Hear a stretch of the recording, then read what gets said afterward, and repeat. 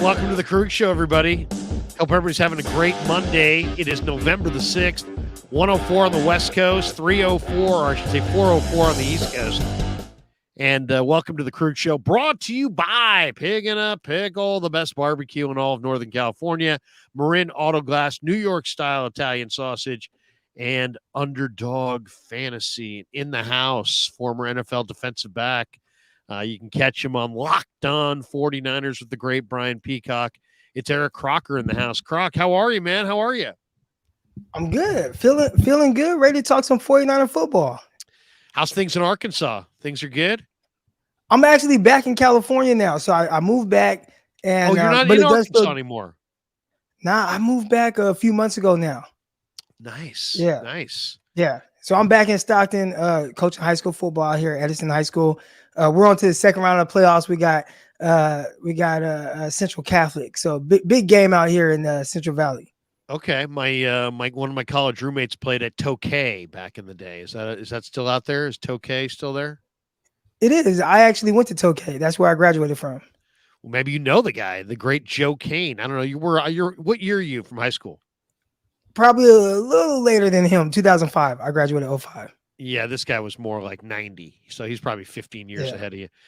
Well, let's talk a little bit about the 49ers, and I'm glad to have you on because I've watched so many of your videos, and it's like I really feel like you do a great job of creating urgency, but there's urgency to the discussion, but you don't lose your mind. And the Niners need some grounded based advice at this point because things are not going well. They've dropped 3 in a row. I've got reasons and ideas of why they're at where they're at. But why don't we hit the first news of the day, which is they opened the practice window today for Robert Beal Jr., the defensive end out of Georgia, the rookie, Darrell Luter Jr., the South Alabama corner who's been on the PUP list since camp, and then Samuel Womack III, who's been on the IR. All those guys had their practice windows opened, which is great news. What do you think? Do you have any expectations of any of those 3 guys making an impact on what they're doing on the defensive side of the ball? I hope that we could see a little bit of Darrell Luter. This is a guy, very interesting injury. I've seen guys have like hyperextensions of the knee, and then they miss it like a little time, then they're back out there. This is a guy who I watched in training camp, warming up on the field, looked like he was moving well. And all of a sudden, we're just now hearing about his practice window opening. So he is someone that can potentially help the 49ers. I think that they could potentially improve on, at the very least, the depth of the outside cornerback position. If anybody goes down, we've had to see Ambry Thomas come in. I think they might be a little bit over that type of experiment. But right now, I think Darrell Luter, I'm hoping we could see something from him, but it almost feels like more of a red shirt year for him. I know. And yet he's a mature guy. He's married. He's got a kid. Sometimes rookies struggle with playing press man at the line. This guy played nothing but press man at South Alabama when they played cloud on the other side. He was hugged up on his receiver right there playing bump and run.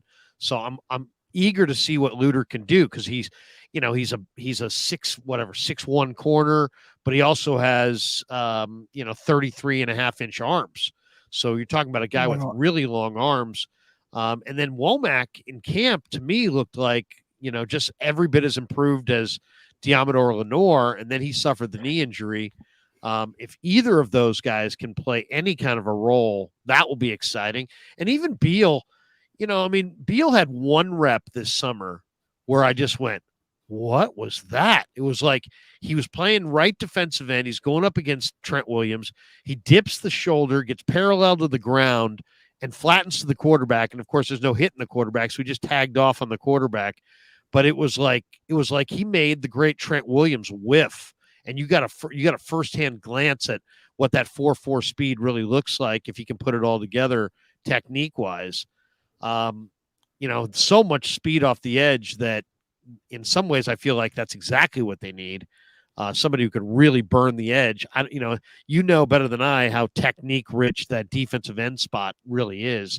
So I don't expect much out of Beal Jr., but he does have kind of, same way Nolan Smith for Philly has that 4.4 speed. This guy has got the same kind of speed.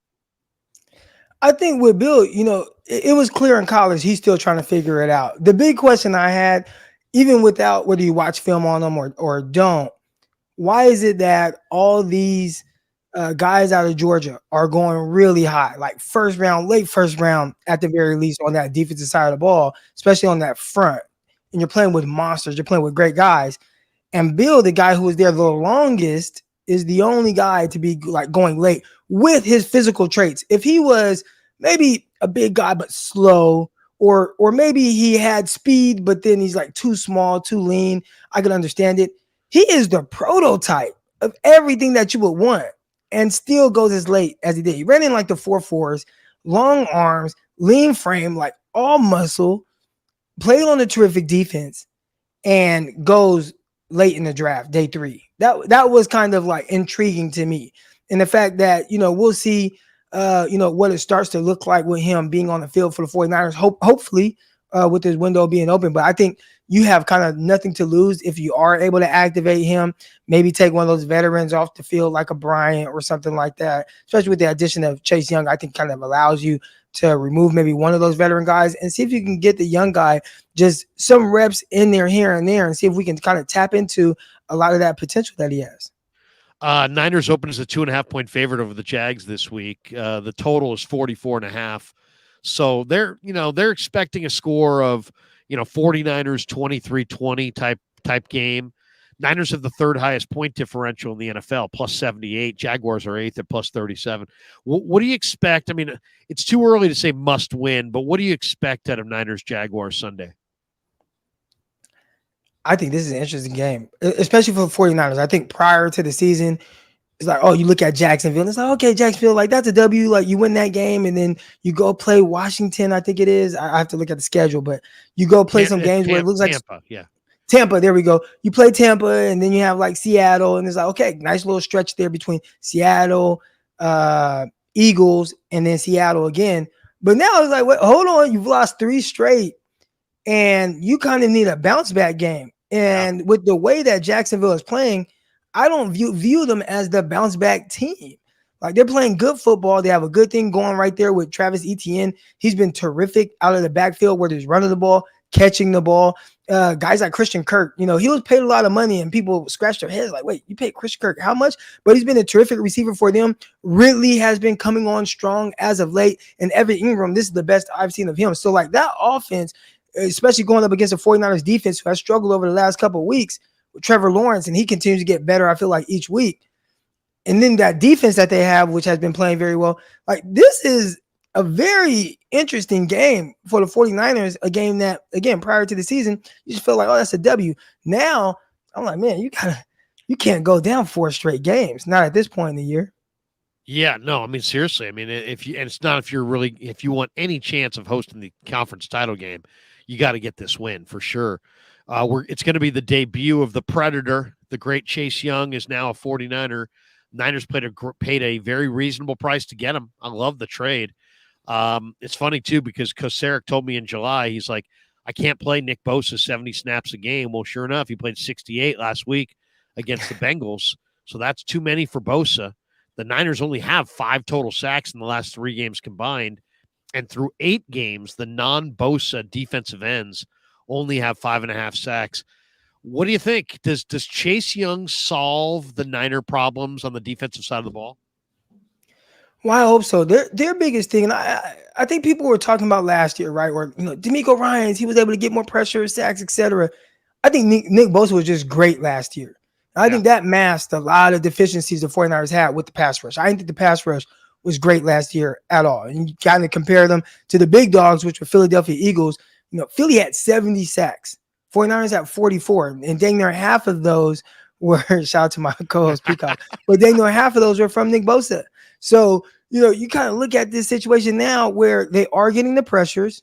They are getting quarterback hits. And I want to say the 49ers have like the most pressures combined out of any defensive line, but they're not finishing. And I think that's been a big issue. And I think the biggest issue is that the guy that you need to kind of be that saving grace, that you made the highest paid non-quarterback in the league, he has to finish plays. So he's getting there. He's getting pressures. He's getting QB hits. I think if he had even 3 more sacks in this year, I think you might have gone 3-0 over those last 3 games as opposed to 0-3. Just that difference is getting the defense off of the field or a game-changing play. It is interesting. You look at both, one guy on each side of the ball. I mean, I saw a deal on Niners Nation the other day. They gave McCaffrey the overall MVP, but then they went offensive MVP, defensive MVP. They gave defensive MVP to Bosa.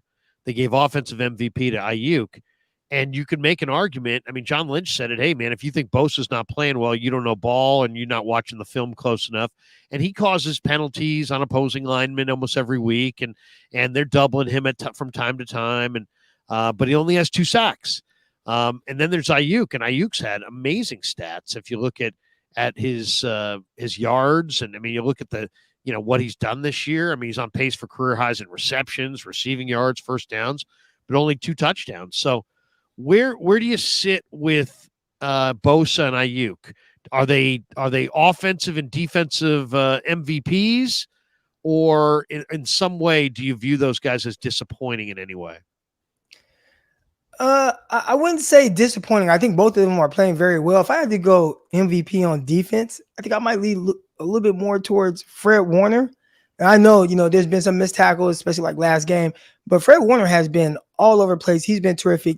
He's made so many plays. He's making plays out in space. They ask a lot of him from either a run, sideline to sideline. They're blitzing him and also him playing in coverage. I think just his impact, I felt it a little more than Nick Bosa. And again, that might just be my expectations for Bosa are a little different. But if I had to give that and I think he's also the like that leader, like the vocal leader. So I would lean more towards Fred Warner right now. But Nick Bosa definitely has not been a disappointment. I just think we need him to be great. And I think he's been very, very good. And when you're not great, I think this defense has kind of felt that. Now, as far as offense goes, and with Brandon Aiyuk, I think Christian McCaffrey still might be the guy. And I think as of late, you see, the yards per carry aren't quite there. Maybe his impact out of the backfield and the lack of run game, how has that affected maybe the passing game or the efficiency of it throughout games?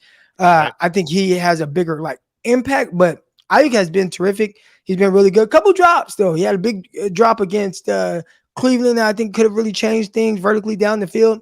But this has definitely been the best version of him I've seen. The one thing I would like to see out of him is out of the guys, right? Like the wide receiver ones, you have to figure out a way to win even when you're bracketed or even when you might get double teamed. And the fact that the 49ers have kind of gone away from him in second halves because maybe teams have shifted coverage towards him, I would like to see him figure out an answer for that and still free himself up. Because 17 points a game over the last 3 games, you can't have that.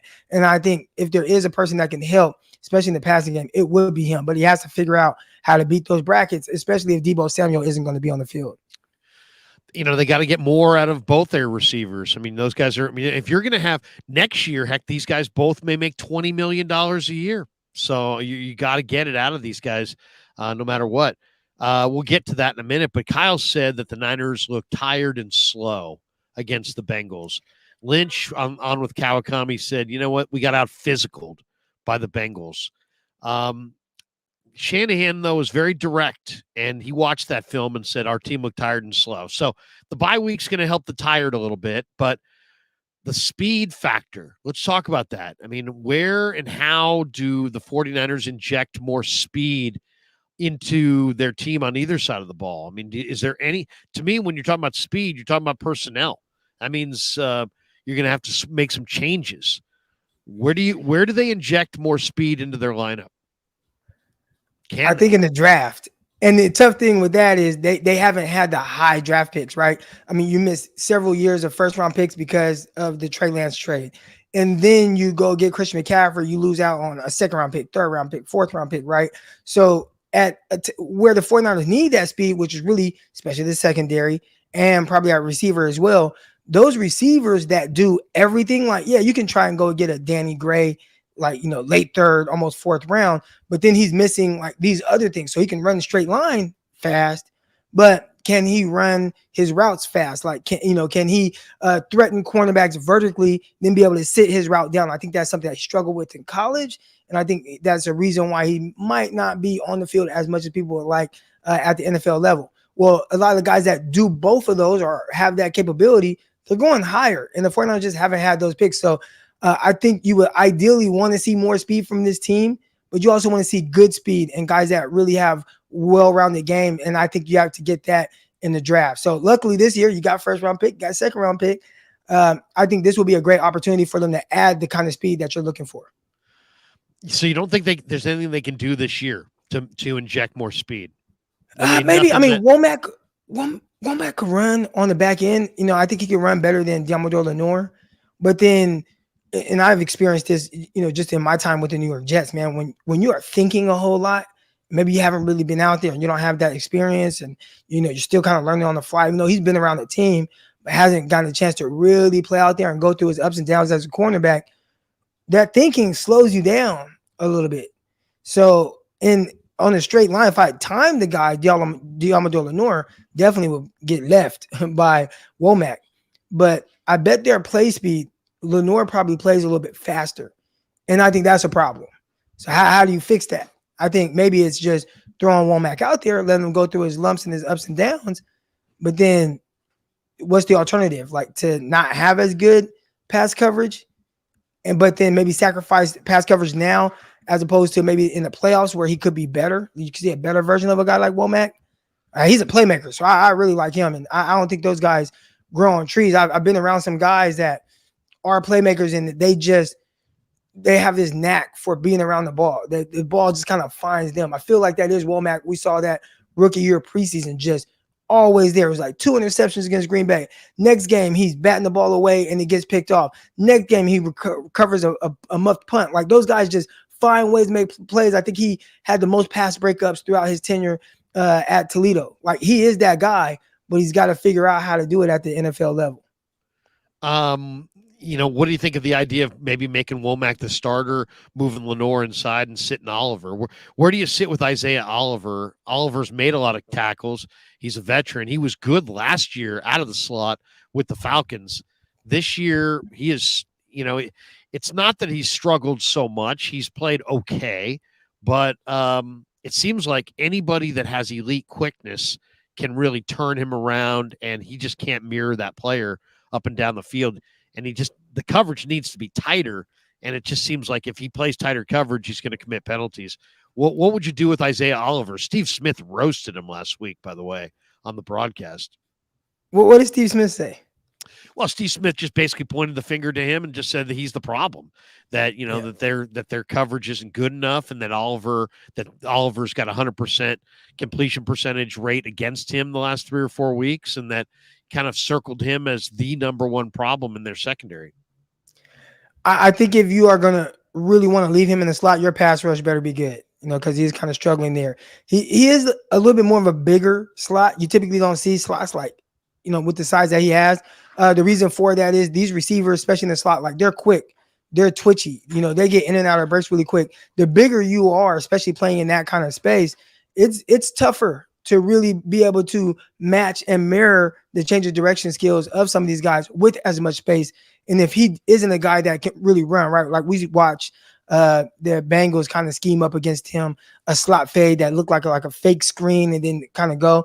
But once Chase had a step on him, it's over, right? Like Oliver's not the guy that's going to really be able to catch up. So you talked about getting faster. Maybe that's where you put Womack. They tried Womack there his rookie year. They benched him after like the second game or third game. I think it was after the loss against the Broncos that year. But maybe even, you know, trying Womack there and seeing if he can figure it out, because you do need a little bit more speed and a little bit more twitchiness and a little bit more like fleet-footed guys. Like just think about the best nickels in the NFL. Like they're typically not big guys unless your scheme calls for that. They're typically the Kenny Moore, right, with the Colts. Right. And that was a guy that I thought maybe the 49ers would trade for him. But like he's a great nickel. What is he, 5'9", you know, 195 pounds or whatever. Really like, small, but real shifty. And you know, these are the guys that can mirror elite guys up and down the field, inside, outside, two-way break, doesn't bother them. They're just, you know, and Oliver just looks like if you double move him, he's got almost nothing to do but wrap you up. Yeah, not my favorite. I kind of remember it back in 2013, I think it was. Carlos Rogers played in the slot against Victor Cruz, and Victor Cruz just ate him alive in the championship game. I think he might have had like 13 catches for 100, whatever it was. I mean, he just destroyed him. And I'm like, that's a tough matchup for him. And then I remember, or that might have been like 2011 or so. But after that, the 49ers, there was a time where Rogers got hurt. So they played Parrish Cox. Was it Parrish Cox in the slot? And he looked better to me than Carlos Rogers, but he was a little quicker, a little twitchier, a little more fleet-footed. And I think you kind of need a little bit of that to play in that nickel spot, unless you're playing in a defense that caters towards needing more of a bigger guy, more zone coverage, more just, flat drops, and maybe you just have to carry things as opposed to play pure man and run slot phase with guys. It is interesting too. I saw Danny Amendola. I'm not sure if it was against Carlos Rogers or who it was against, but it was Amendola with the Rams in the slot with incredible footwork, in and out of the breaks, and whoever was covering him just could not stay with him, and it was just pitch and catch to Amendola. I got to ask you about Steve Wilks. I mean, Lynch talked to Kawakami about Steve Wilks. He said the players believe in Steve Wilks, but he also emphasized that, hey, man, we have to play better. Shanahan said that he's going to discuss the idea of moving Wilks from the booth down to the sideline, that the two of them would discuss it this week. We talked to Shanahan in a couple days. We'll figure it out on Wednesday if there's any change there. What do you think of Wilks? What do you think of the job that he's done? He's had 16 different employers since 1996. Is that a concern? Should Wilks be down on the sideline? I've kind of on the record as saying that I really feel like he should watch. His vantage point should be where he's most comfortable diagnosing things correctly. And if that's the booth, then the booth is where he should be. But have you weighed in on this, Croc? Where are you on Wilks and where he ought to call the game from? Yeah, I think sometimes my opinion is a little different on this. I feel like he's kind of being scapegoated just a little bit. We've seen each year 49ers kind of have some kind of lull or letdown during the year defensively. Last year it was the Atlanta Falcons and then Kansas City Chiefs, right? Like the Atlanta Falcons game, 49ers forced one incomplete pass the entire game. And then in the very next week, you give up 40 plus points to the Kansas City Chiefs, right? And then after that, they start to kind of figure it out again. We saw DeMeco Ryans go through that other times as well. I remember a Cardinals game with Colt McCoy at quarterback, and he just demolishes your defense, right? So I think the 49ers, it's tough. You go through this stretch, you're losing games. People are trying to figure out who to point the finger at. And they're like, let's point at him because he's in the booth. I'm like, man, I think that's BS. I don't think it's the booth. I think it's just a lack of execution over a few games. I think that a lot of guys have played well early on, and then all of a sudden you go against Kirk Cousins. He's dialed in. He's focused. He's playing well. You go up against Joe Burrow. We watched him last night. He eviscerated the Bills defense. He eviscerated 49ers defense. I think he's a really good quarterback. So I would kind of pump the brakes on whether it's him in the booth or even just firing him, because I hear that, and I know that's more fans than Kyle Shanahan.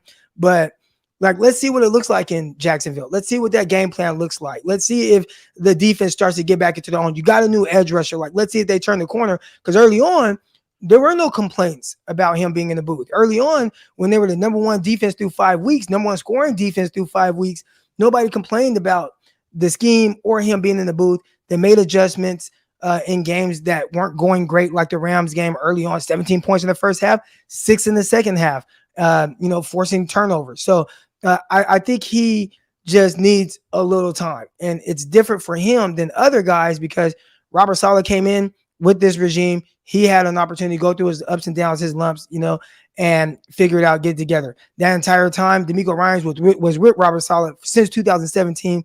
He had an opportunity and a chance to really learn and understand exactly the way Saleh sees it, and they groomed all these players together. Wilks coming in from the outside, and I think he's still trying to figure these guys out as he goes, and he's getting criticized for it, but I don't think he's been bad overall. I do think he had a couple bad games. You played in the league, so I'll throw this to you. I mean, you can speak to this better than I could. Would you rather have your coordinator in the box or on the sideline? Is there meaningful communication from the coordinator that can be only had on the sideline? DeMeco was on the sideline. Saleh was on the sideline. But, it's not like people act like, Wilks is the only guy that's ever been in the booth. I mean, Fangio's up in the booth, Dan Quinn's up in the booth. Many guys who coach the back end that wind up being coordinators like to have a bird's eye view on the coverage, and they prioritize that vantage point. What do you think? I mean, you played DB in the league. Is there any disconnect when the coordinator's in the booth? Typically, we communicate with our position coach. Right. So if there's anything kind of going on or needs to be relayed to us, the coordinator is probably in the headset talking to, my position coach or whatever. He might say, hey, Croc is playing like this. We want him to do this. This is what they're trying to do. My position coach will relay that information to me.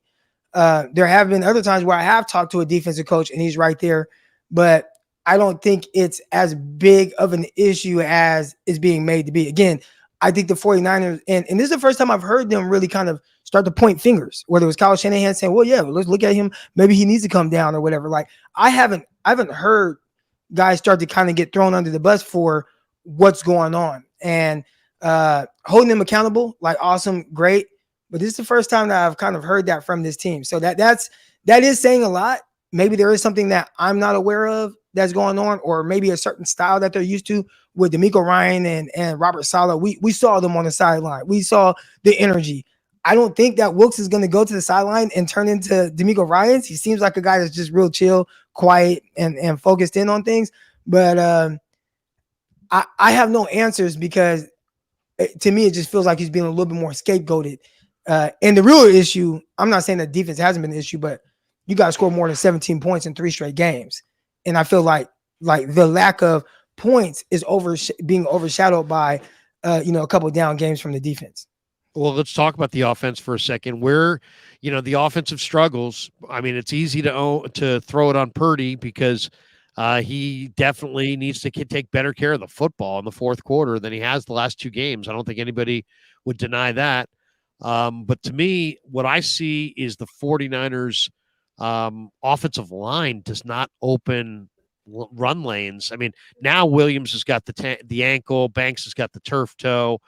Brendel's coming off a game where he just got overpowered by DJ Reader. Burford's had way too many flags. McKivitz is coming off a couple weeks where he's kind of really struggled against Minnesota. What do you see with the 49er offensive line? I mean, would you make any changes to the Niner offensive line? We know Feliciano's probably going to start at left guard for Banks this week, but would you try to make any changes to that line? Because it just doesn't seem like they've been able to run the ball between the tackles, and it doesn't seem like the holes are there. The offensive line has struggled. Now, again, we kind of knew this heading into the year. When you start looking at that offensive line, what was everybody talking about? Like, man, what's McKivitz going to look like at right tackle?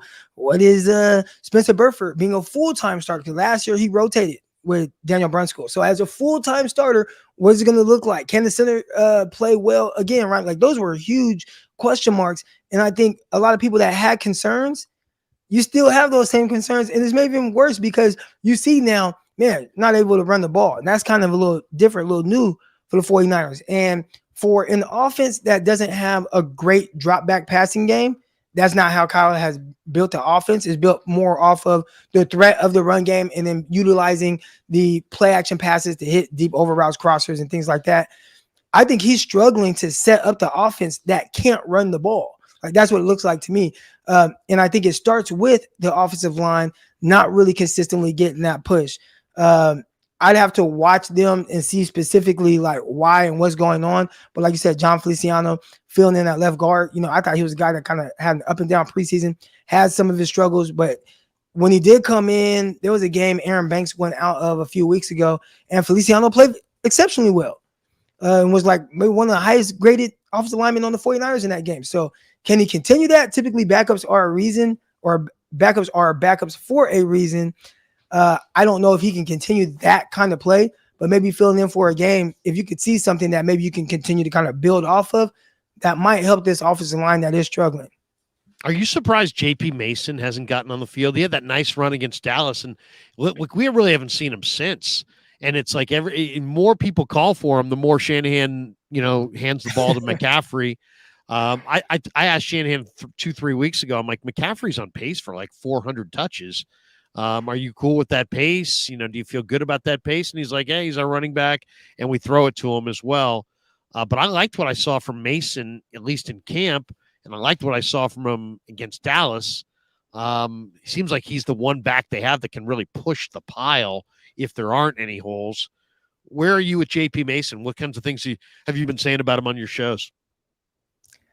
I think Kyle Shanahan really likes he wants to know what he's getting out of a player, and there have been some blown assignments from JP Mason that might kind of turn Kyle off a little bit, whether it's in pass protection or maybe not understanding a hot, missing a hole, whatever it is. Those things are going to infuriate Kyle. Like, he's such a perfectionist, which is great, right? He's a perfectionist. He wants his stuff ran a specific way.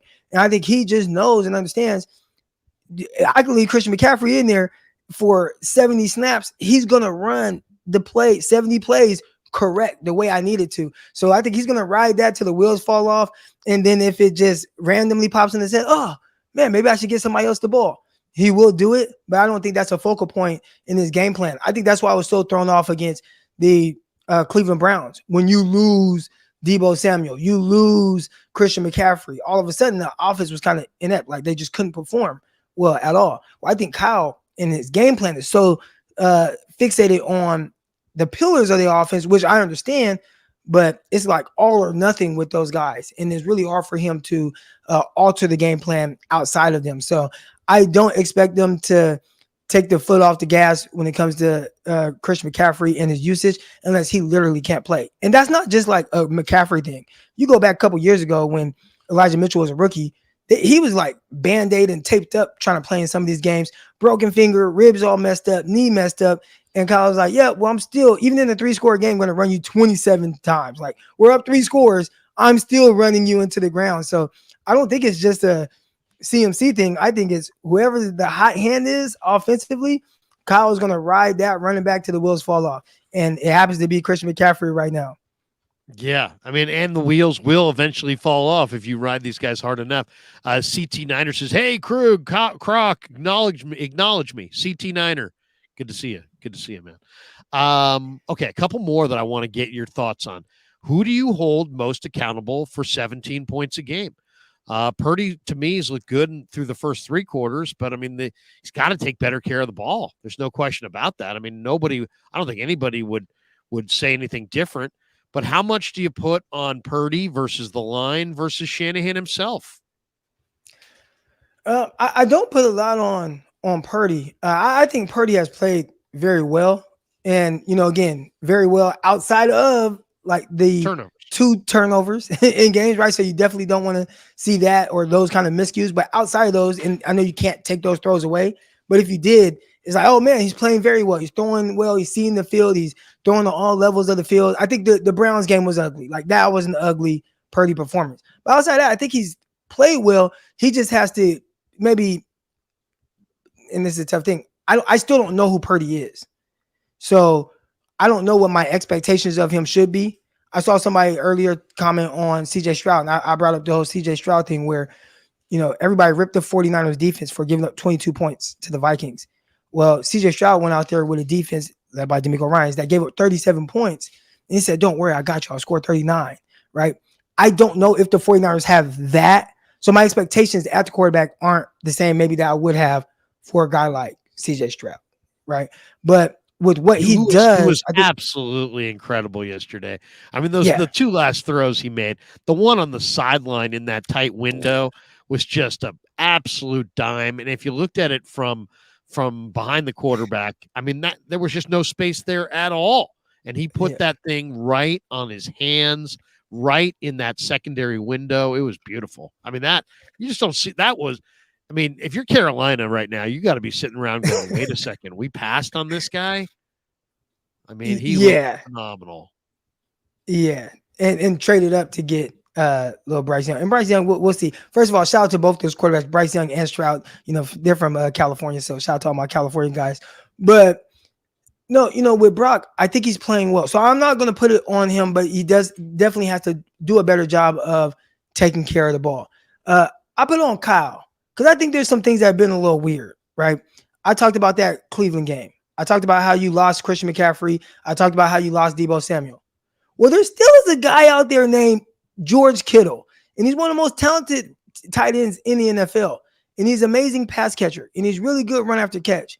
And for whatever reason, outside of the first drive of the game, they targeted him one more time. Like, that's crazy to me that George Kittle in the game where you lose Deebo and Aiyuk has 2 total targets throughout the game. Like, it is really inexcusable. And then even last game, all of a sudden you're behind. You got to throw the ball. You're trying to make something happen. Oh, you know what? Let's throw the ball to George Kittle. And he's making all these plays over the middle and vertically pushing passes. And it's like, well, where is this all the other times? Like, where is this as part of a game plan? Like, where is that part of the passing game? Like, why aren't you utilizing one of the most talented tight ends in the league? And I understand, well, he likes to block. I heard George Kittle say, I would love to get the ball, but I'm going to do what Kyle asked me to do. I said, he's super talented. He's a mismatch for guys. Figure out different ways to get this guy the ball. And we look at those 17 points per game over the last 3 weeks. I think if you just figure out a way to get him the ball more, it would probably help put up a little bit more points. So I'm putting this on Kyle because I feel like, again, he's so fixated on like scheme, and it's got to be this way that when somebody takes, hey, you know, these defensive coordinators, they get paid too. They start to kind of understand like, okay, he wants to do this. He wants to do this. Let's take this away. I feel like there's no change up from Kyle. So I would like to see him kind of change it up by featuring George Kittle a little bit more. The interesting thing is he's not really leaving him into block. He's putting him out in the pattern. They're just not throwing it to him. I mean, like if you look at the numbers, it's not like George is staying in and blocking all the time. He's actually out in the pattern. They're just not getting him the football. So, I mean, they put a lot of pressure on their offensive line to just get it done without a lot of help this year. And at times it's worked and at times it hasn't. But, you know, I think George might have been a little nicked up to start the year. And I think, you know, Aiyuk and Deebo and McCaffrey look so good this summer that I think maybe in the first part of the year, that was the plan. Hey, you know what? Just kind of give George, let him run around up there, but don't feature him as much. Feature these other guys. Let him get healthy. But now he's healthy, and it's like he still doesn't get the ball. I mean, the rhythm is that, you know, and the Niners, you know, we know Purdy loves to go to the tight end. He went to the tight end in college. Charlie Kohler, he threw it to him constantly at Iowa State. So we know he likes to use the tight end. But outside of the Dallas game where he got 3 touchdowns, Kittle has been just almost like you would never know that he's one of the NFL's 4 or 5 best tight ends. You wouldn't know, and it definitely gets questioned a lot more now. You know, you talked about some of the throws that CJ Stroud made, and most people can't really name his weapons, right? But all of a sudden, like Tank Dell is like, you know what? Hey, there's some big moments. Let's go to Tank Dell. He's been good for us this year. Boom, that corner, that sideline catch, Tank Dell. That touchdown pass to win the game, Tank Dell. Why when the 49ers are in a tight spot? Like, why is it not, you know what, got this really good tight end named George Kittle. Like, let's make it a focal point because Tank Dell caught those, one of those plays, he was lined up on the left side. The other one, he was lined up on the right side. They're moving him around.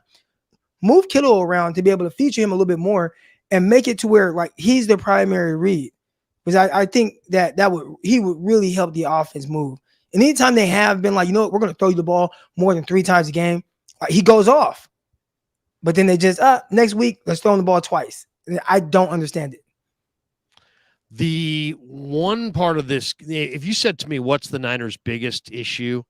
I think it's the run D. I mean, as far as on the defensive side of the ball, we can talk about the offense, but on the defensive side of the ball, and you look at those numbers in the preseason against Vegas, they gave up 120 yards rushing. Against the Chargers, they gave up 267 and over 6 yards a carry. Against Denver, they gave up 165 yards, 6.5 a carry. Then they go week 1. They had a big lead against Pittsburgh, and Najee only got 6 carries. Pittsburgh still ran for over 4 yards a carry. Then Kyron ran the ball well against them in week 2, but the Rams, you know, came out and Stafford still threw it a lot more than they ran it. Then they get no Saquon Barkley in week 3, kind of lucked out. You know, James Conner ran for almost 5 yards a carry, but the Niners got up on the scoreboard in week 4. And, you know, even Tony Pollard only got the ball 8 carries in week 5. And the Niners, you know, Dak got impatient, threw 3 picks. Niners won by 32. But since week 6, when they went up against, Cleveland, who had the number 3 rush offense in the game. Cleveland got 4.7 a carry, and they committed to the run, 34 carries. Then the next week, Cousins picked them apart, but people don't, look at the fact that the Vikings, I think, had the 29th best rush offense, and Alexander Madison still ran for almost 5 a carry. And then this last week, the Bengals had the worst rushing offense in the league, and Mixon still averaged 5.4 a carry. Where are you with the run D? Because, it seems like it's all on Greenlaw, all on Warner. And, the Eagles are waiting there in week 13 with a top run D. Lamar and the Ravens on Christmas, that's the number 1 rushing offense in football. And they now have discovered this kid out of ECU, Keaton Mitchell.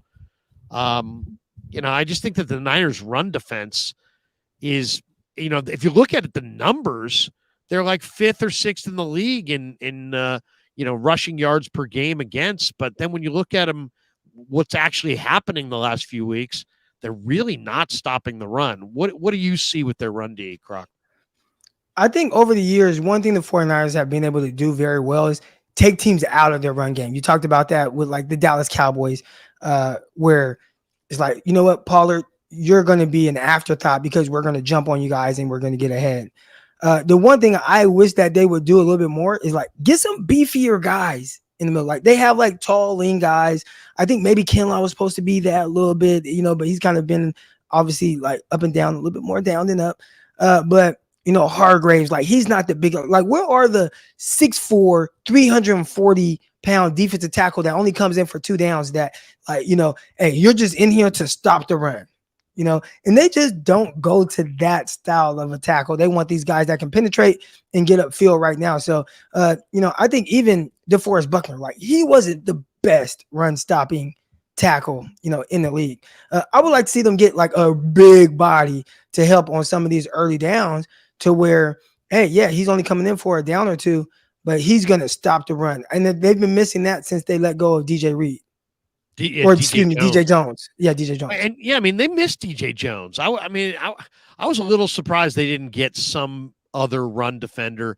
All of their tackles, by the way, Givens, Kalia, Hargrave, they're all these one gap penetrator, get up the field, rush the passer types. The only guys who really play the run, you would think, would be like Kinlaw and maybe Armstead to some degree. And they're both 6'7" guys that, can lose leverage. They don't really have that. How much do you think they miss the personnel as far as their run D? This team, like in the last few years, Hassan Ridgeway, Samson Ebukam, really good edge setter, Jimmy Ward, K1, you want to go back a couple of years, Jaquaski, even Mosley, definitely Al-Shair. All those guys were pretty good against the run. They all were on this defense at some point over the last few years. And they don't have any of those guys now. How much of their run struggles do you think are personnel-based? That could be a big part of it, right? Like you have to start paying other guys more money, the Nick Bosa's, the Deebo Samuels, the Fred Warner, Trent Williams. Chris McCaffrey. There's so many guys that are like the highest paid or near the high, or maybe were the highest paid at the time they signed their contracts, that you start to lose some of those guys that really help and contribute in other ways. So in case that does happen, that's why I keep going back to the offense. It's on you to pick up the slack for the defense if they're not on their A game for a game. And I think that's where we look at these last few games. I think a lot of people are really focused on it. If you score more points, then you would help maybe overshadow a lack of, strength in the run game on defense, get teams out of that. But it kind of goes hand in hand. The defense has just carried the team for so long and people are like, oh, that's their identity. But I think right now the identity needs to be the offense, but they got to step up a little bit more. Yeah, no, they totally do. They got, first of all, 17 a game is just going to put an awful lot of pressure on your defense. To me, one thing I want to see going forward, and Shanahan's not the best at this, but I really think it's the time to focus on this. Play complementary football, run the ball. I know they got the ability to score quick. We've seen it, but run the ball, dominate on offense a little bit.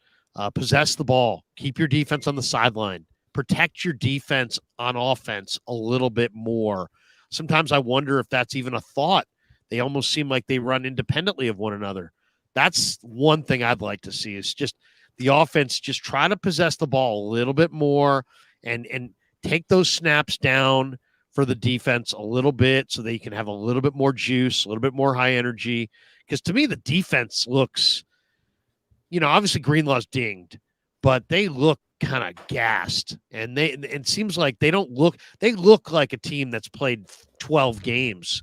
And they got their offense has to do a better job of protecting the defense, I think, going forward. Yeah, I think early on, the offense did a really great job of that. And it put so much pressure on opposing offenses to try to keep up with them.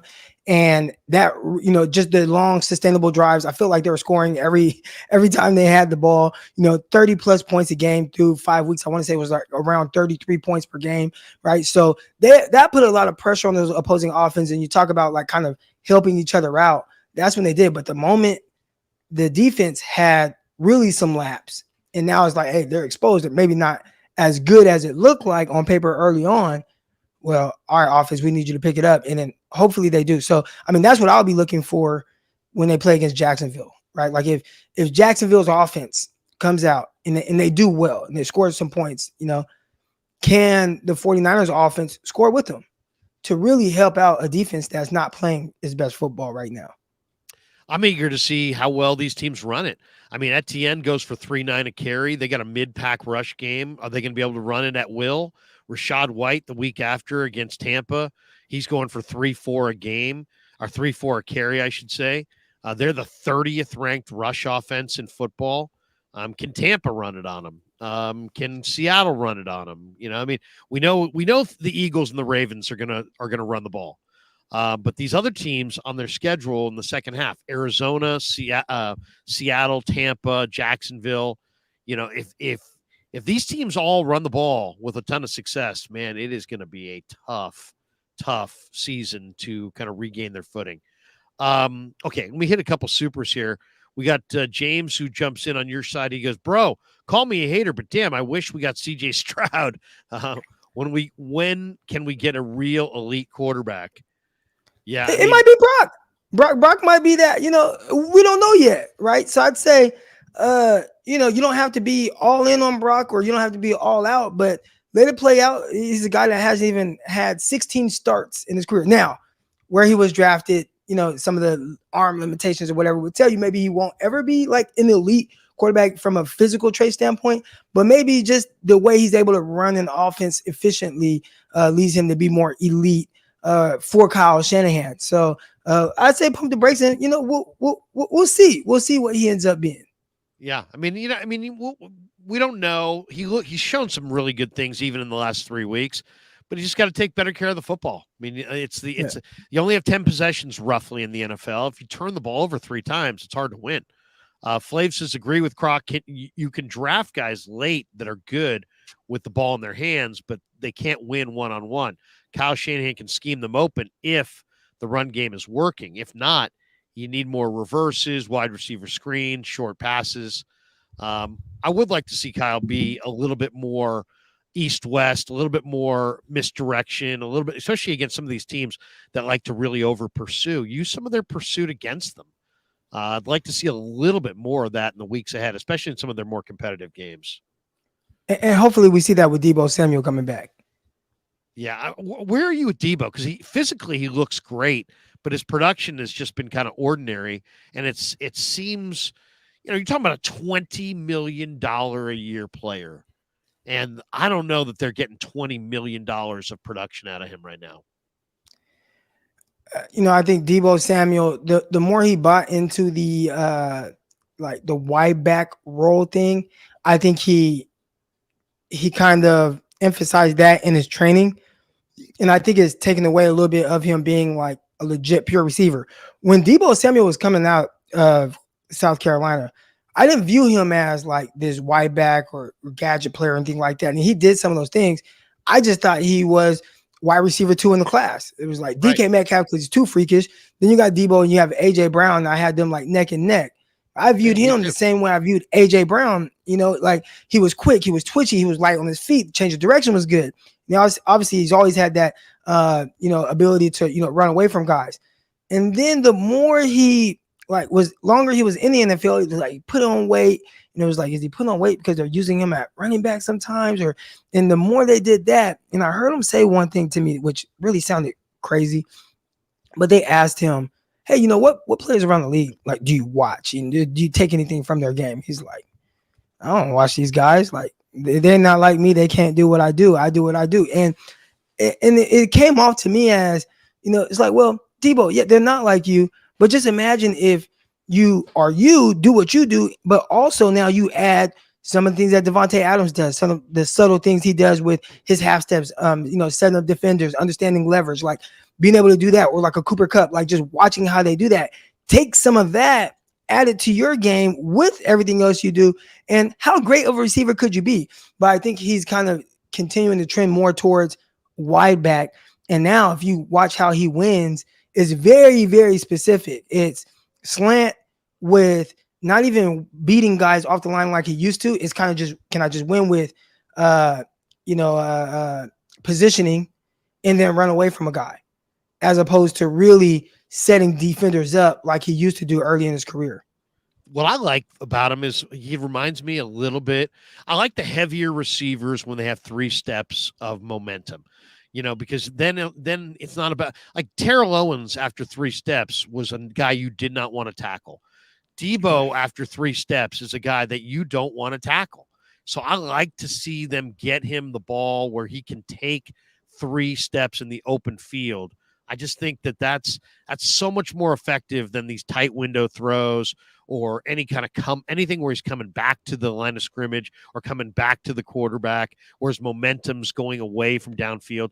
I like him rolling downhill. And when you can get him rolling downhill, I don't think there's a DB. I mean, heck, you play DB. How many DBs want to tackle that guy when he's got 3-4 steps of momentum? He's a load, man. He is a absolute load.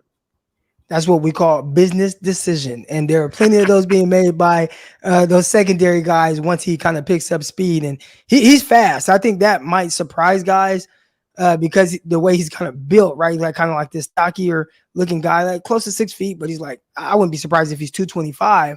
That's a sturdy receiver.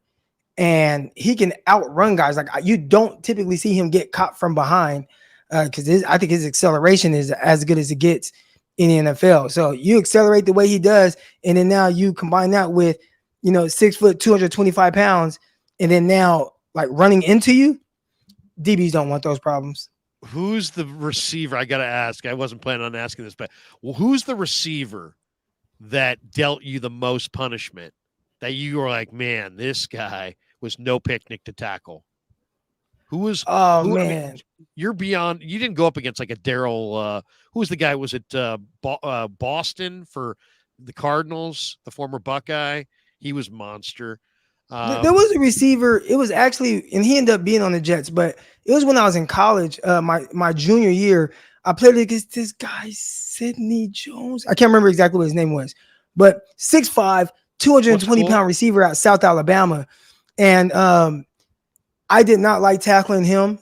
And that was probably the worst when it comes to trash talking, because I'm going to talk my trash. Anybody that follow me on Twitter, the game days, I'm usually talking a little bit more trash and stuff like that. But this guy, that was the most trash talk. I mean, he called me everything in the book.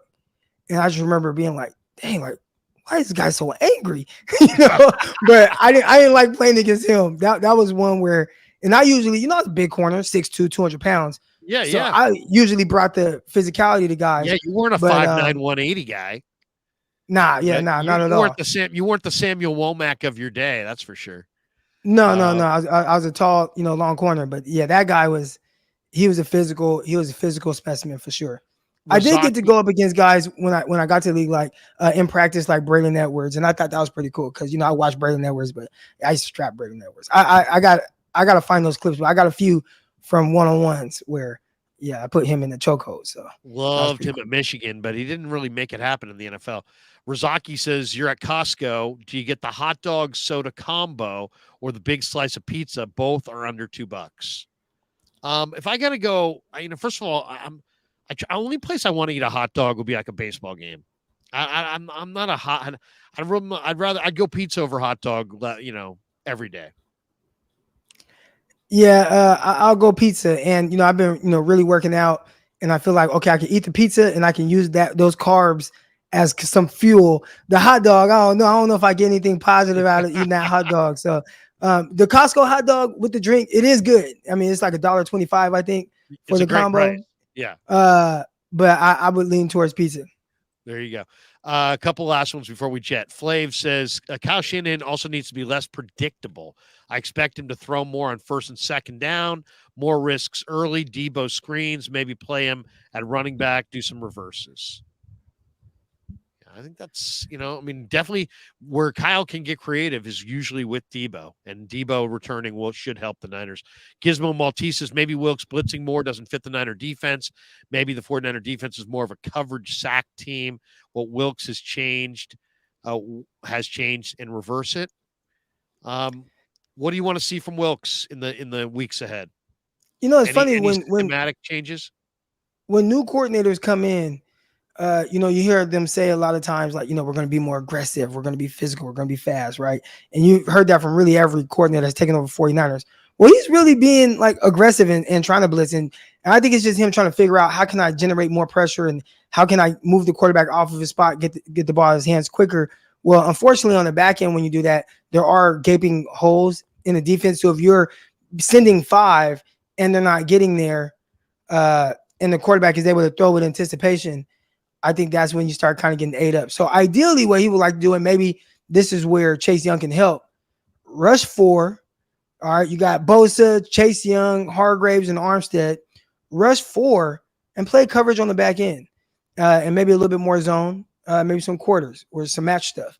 And if those 4 can get home, which I think they did an amazing job of that 2019, right, with Buckner and Armstead and Bosa and D4, they were able to just win consistently with those 4. Then every once in a while they'll throw in the K1 Williams blitz, and every once in a while they'll throw in the Fred Warner blitz. But if you can just win consistently with those 4, that's when I think we'll see the best version of the 49ers defense. Yeah. Drop 7. Make them, if you're going to, the blitzing is great, but you know what? You got to stand up on the back end, and it's very difficult when it's a numbers game. If you can drop 7, if you can occasionally rush 3 and drop 8, make some of these quarterbacks be accurate and throw in tight windows. It's the indecision and mixing it up. I think it's also risk reward. You saw Wilks kind of make a bad risk reward decision at the end of the first half in that game, and Shanahan called it a call that he messed up, and it's hard to argue with it when you look at the risk reward on it. On the touchdown to Addison, Rozaki says, "Which 007?" Was it? I would have liked to see Ward catch a ball that hit him in the chest. I would like to see that.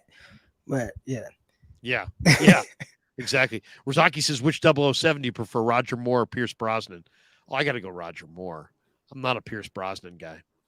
I'm not sure if you're. I've liked the Brosnan. Is that the one, like the most recent ones? One.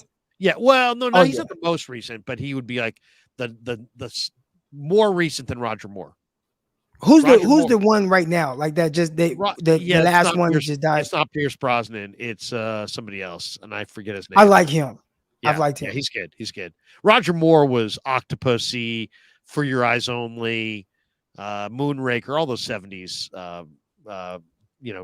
James Bond flicks. Rozaki says, I see them splitting with Seattle and losing to Jacksonville, Baltimore, and Philly. What say you? I think they're going to beat Seattle both, lose to Baltimore, beat Philly, beat Jacksonville. I think they're going to get it going, but I just think they'll lose to Baltimore. I hope he's wrong. What do you think? You think you hope Rozaki's wrong? Yeah, because if the Rozaki's right, it's going to be a bad year. That's a lot of losses. We're going to be a lot of having to do some consultations with fans and kind of talk them off of that ledge. Hey, when you and Peacock are doing your thing, who gets more, roller coaster down after losses, you or him? I think we're both pretty able to kind of block it out and just try to figure out how do they get better from there. So that's kind of how we go about it. So you never see us too crazy. The only time I'd say if anyone ever gets a little amped up or excited, it's usually me. pushing back on maybe a narrative that I feel is out there. And because we read the comments, we read everything. Sometimes we'll Sure. read the YouTube comments. I try to stay away from it, but it might be me that stirs things up a little more than Peacock. But as far as like a loss after a game, we might say, "Oh man, that was brutal," and then we hit live and we try to save all of our reactions for the show. We don't do too much talking prior. We'll talk about, hey, we want to talk about this, Don't and leave this. it in the green room. Don't leave it in the Yeah, green and room. then we save our takes in the for the show. Tia Ingram says, what happens if Purdy continues to struggle? See, I don't know how much he's and shout out to my girl Tia. I don't know how much they think he's struggling. They don't think he's if struggling. I had they to, think he's playing well.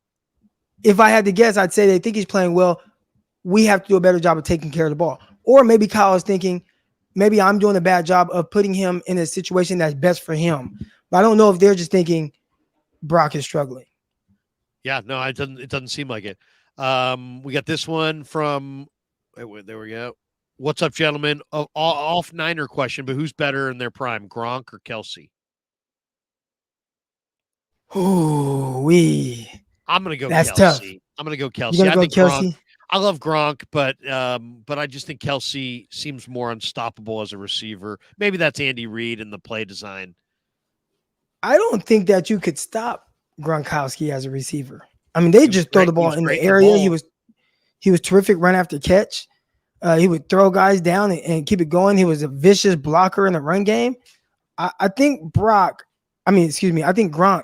is probably a little better. I think that Kelce is more emphasized in the offensive game plan, and I think it's a great marriage matching him up with Mahomes. So, sometimes I don't even know if he runs a route. Like he'll run to a spot, then just turn and run and find out wherever Mahomes is going, then settle in a soft spot, catch the ball, then, do his thing, run after catch. But I think Gronk, I think I would take Gronk. Gronk had some big catches in some big games. Niner Gold says, Larry, did you throw up after drinking all day yesterday? No, I didn't. I did not. Thank you for that. But yeah, we drank heavily yesterday. Day drinking. It's pretty rare. All right, two last ones before we let you go. Drake Jackson. Where are you with Drake Jackson? He's a great guy to talk to in the locker room. He's an interesting guy. Lynch said, he's nicked up a little bit and he has to earn his snaps, which is why Gregory and Chase Young are here. He's got a 7% pressure rate, Croc, and no pressure since week 4. Where are you with Drake? Again, depending on where guys are taken, I have a certain level of expectations. You typically don't find good edge rushers at the tail end of the second round or in the third round, right? Like Max Crosby, who is amazing. He is kind of an outlier for edge rushers. So when I look at Drake Jackson, I just never had high expectations. I heard the hype on him heading into this year. So, he's changed his body. He looks different. He's more physical. He's fat. Oh, man, he's great. But I just never saw him as somebody that was going to be the answer opposite Nick Bosa. You hoped he was, because I didn't think they did a whole lot to address the edge rushing position. Clearly they have now. But I think he's going to get pushed kind of way out of there. I think it's going to be Randy Gregory, Chase Young, and maybe even a veteran that are going to kind of really steal snaps from a guy that they were probably hoping to be able to develop. Last one, man. Appreciate you coming on. What's the, it seems like there's not like a top team. Chiefs just took care of the Dolphins and their defense looks really, really good. Every other team, and Ravens, handled Seattle, handled Detroit. Their defense looks really, really good. The Eagles are obviously got the best record at 8-1. They just keep finding a way to win. And then Cincinnati, man, they just, to me, really impressive. The speed they have on the back end and the edge rush, and then Burrow and Chase, and they're really special. And then of course the Niners, and Lions, if you want to throw the Lions in there. Who's the best team right now? Who's the team that scares you the most? If you're the 49ers, just period in the league, is there a team that you see as the best team in the game right now? I think there's a team that's hot and it's kind of getting slept on a little bit. You didn't even mention them. Baltimore Ravens. You mentioned the Lions, And Baltimore said, okay, I'm going to show you how good these Lions are. And they beat them like 30 something to like 6, or like just demolished the Lions, a Lions team that has been playing very well. And then they go out, they've been demolishing everybody that lines up across from them. So the Chiefs, we know they're going to be in the mix. We just know that. I don't care how their season starts. They remind me of the Golden State Warriors. They kind of sleepwalk through the regular season, and then postseason, all right, is on and cracking. So Chiefs are going to be there. Obviously, the Philadelphia Eagles, they can be good on both sides of the ball at any time. I think they have a really explosive passing game. Their running game is terrific. I think they balance out very well. But I think Baltimore is that other team where people just aren't really talking about how well that team is playing. It's built more around the run game, but they do it damn good. So I think people got to stop sleeping on Baltimore a little bit. Yeah, no, you're totally right. I mean, if football is run the ball, stop the run, they ran this week 41 times for almost 300 yards, 7.3 a carry. They held Seattle to 1.9 a carry. Wow. So, I mean, that's Baltimore. I didn't see that. And have you seen their little scat back from ECU, Keaton Mitchell? He's fast. Yeah. He's real, man. He's real. They got a nice balance. That's going to be a scary game 49ers have to play. That is going to be a tough one, and it's going to be Christmas. They might ruin my Christmas with I know. and it's low, and it's going to be at Levi's. So I'm going to be there at the stadium watching the Ravens. Hopefully, the Niner run D can step it up. When do you go live again, man? Appreciate you coming on, but when's I know you and Peacock are on the regular, 5 days a week, right? Or is it 7 days? Yeah, 5 days a week. Locked On 49ers. You can find this. Got the audio version of it. Got the YouTube version of it as well. And then I go live on my channel definitely every Monday, every Wednesday. And then I think I might do a call-in only show tomorrow because I haven't been doing the call-ins as much. So yeah, that's kind of the pod. And then I do like stuff with Bleacher Report and all that. But yeah, I watched a lot of your videos on Bleacher Report. A lot of stuff on the trade deadline. You were cooking on the trade deadline, man. Yeah. They had me on there, talking about it. It's tough because they want you to kind of like make up sometimes like these storylines or things I don't think will happen. But right. Chase Young was something I didn't see happening, and it actually did happen. So, hey, hopefully Chase gets it going. Hopefully the Niners get it going. Thanks to my sponsors, Marin Auto Glass, and of course, New York Style Italian Sausage, Pig in a Pickle, the title sponsor of the Krueg Show, Underdog Fantasy. That's going to do it for us for the day. Hope everybody has a great day. Hopefully the Niners get it rolling here in the next couple of games. I mean, this is I don't say this isn't a must win, but man, they got to get a win. They got to get a win because the Seattle, Baltimore, Philly looming. You got to bounce back against Jacksonville. Croc, thanks for the time, man. Good to see you. Appreciate you. Thanks for having me on. There you go. Eric Crocker. Thanks to everybody. Have a great day.